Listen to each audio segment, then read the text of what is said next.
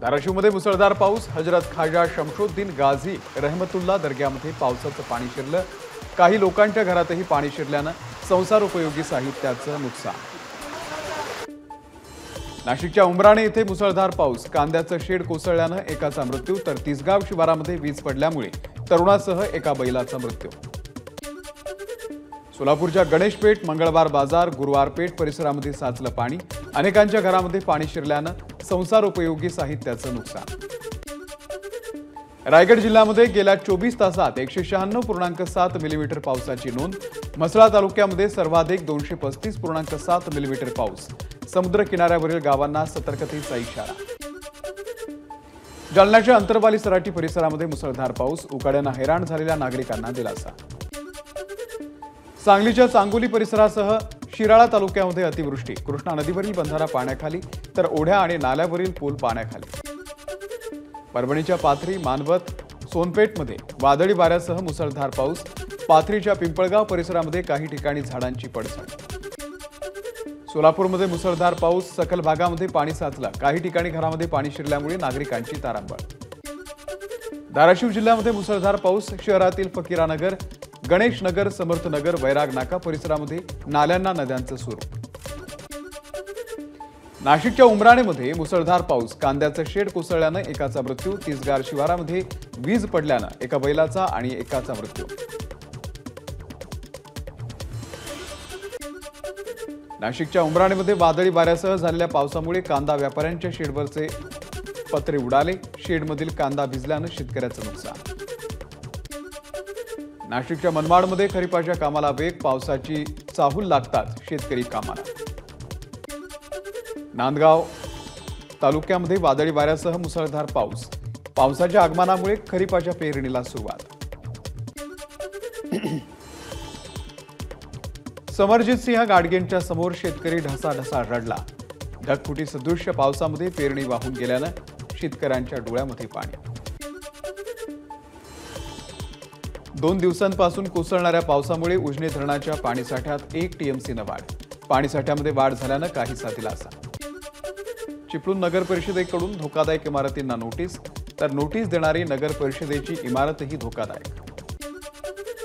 यवतमाळच्या महागाव तालुक्यातील चिल्ली इजारा इथे घरामध्ये सशस्त्र दरोडा। 30 लाख रुपये रोख आणि 20 तोळे सोनं घेऊन दरोडेखोर लंपास। पोलिसांकडून अधिक तपास सुरू। वाशिमच्या दुबळवेलमधील जगदंबा मंदिरामध्ये चोरी। देवीच्या अंगावरील सोन्या चांदीच्या दागिन्यांसह दानपेटीमधील रोख रक्कमही लंपास। जनावरं चोरणाऱ्या टोळीचा परभणी पोलिसांकडून पर्दाफाश। 25 गुन्ह्यांची उकल तर 8 लाखांचा मुद्देमाल जप्त। गोंदिया शहरातील प्रॉपर्टी डीलर महेश दखनेवरती अज्ञातांकडून हल्ला। दखनेंची प्रकृती चिंताजनक। हल्लेखोरांचा शोध सुरू। भंडाऱ्यामधील साकोलेहून नवेगावकडे जाणाऱ्या एसटीला अपघात। 6 प्रवासी किरकोळ जखमी। केंद्रीय मंत्रिमंडळामध्ये रामदास आठवलेंचा समावेश होताच पातूरमध्ये कार्यकर्त्यांचा जल्लोष। फटाके फोडून आनंद व्यक्त। रामदास आठवलेंनी मंत्रिपदाची शपथ घेतल्यानंतर जळगावमध्ये कार्यकर्त्यांकडून जल्लोष साजरा।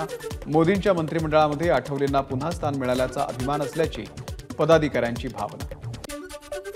मोदींच्या शपथविधीनंतर पालघरच्या वाड्यामधील कुडूसमध्ये फटाक्यांच्या आतषबाजीसह पेढे भरवत कार्यकर्त्यांकडून जल्लोष।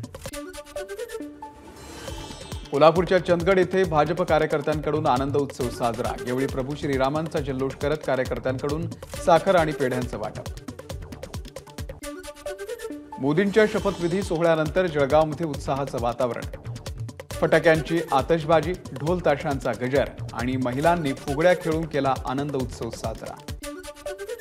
अमरावतीच्या राजकमल चौकामध्ये मोठ्या स्क्रीनवरती पाहिला मोदींचा शपथविधी सोहळा। मोदींनी तिसऱ्यांदा पंतप्रधान पदाची शपथ घेताच कार्यकर्त्यांनी केला जल्लोष। भर पावसामध्ये भाजप कार्यकर्त्यांचा जल्लोष। घोड्यावरून मिठाई वाटत व्यक्त केला आनंद। राज्याचे गृहनिर्माण खात्याचे सल्लागार राजेंद्र मिरगणे यांच्याकडून मोदींच्या शपथविधीनंतर जोरदार जल्लोष। पेढे वाटून व्यक्त केला आनंद।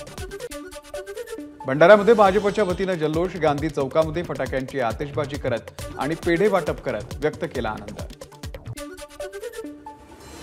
अमरावतीच्या राजकमल चौकामध्ये भाजपचा जल्लोष। यावेळी काँग्रेसचे नवनिर्वाचित खासदार बळवंत वानखेडे यांचे फ्लेक्स फाडल्याचा प्रकार। या संदर्भात काँग्रेसकडून संताप व्यक्त। बळवंत वानखेडे यांचे बॅनर फाडल्यानंतर भाजपच्या विरोधात ठाकरे गट आक्रमक। राजकमल चौकामध्ये ठाकरे गटाचं आंदोलन। भाजप आणि ठाकरे गटाचे कार्यकर्ते आमने सामने आल्यानं काही काळ तणाव।